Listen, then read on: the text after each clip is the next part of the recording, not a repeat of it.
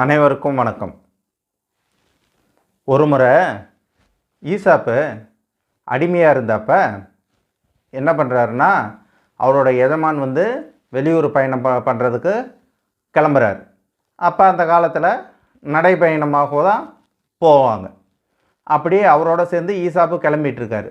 ஈசாப்பு பொதுவாகவே அங்கே இருக்கிற வேலைக்காரங்க மத்தியிலையும் எஜமானர்கள் மத்தியிலையும் ஒரு நல்ல அபிப்பிராயம் உண்டு.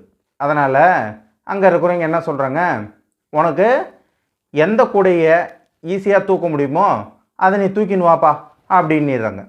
ஈசாப்பு என்ன பண்ணுறாரு, சரின்னு சொல்லிட்டு எனக்கு அந்த ரொட்டிலாம் இருக்குல்ல அந்த கூடையை கொடுங்கன்றாரு.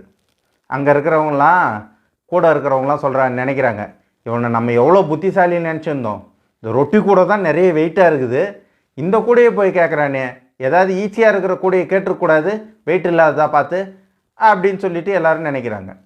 ஆனால் ஈசாப்பு ரொட்டி கூடையை எடுத்து நடந்துட்டு போயிட்டே இருக்கிறாரு.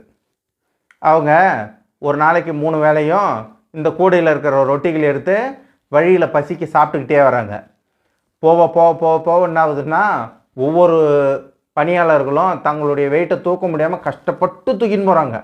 ஆனால் ஈசாப்புக்கு என்ன ஆகுதுன்னா, நடக்க நடக்க பயண களைப்பு இல்லாமல் அவரோட கூடையில் இருக்கிற வெயிட்டெல்லாம் எல்லோரும் சாப்பிட சாப்பிட சாப்பிட சாப்பிட குறைஞ்சிக்கிட்டே அப்புறம் ஒரு கட்டத்தில் ஒரு வெறும் கூடையை எடுத்துகிட்டு போகிற மாதிரி ஆகிப்போச்சு.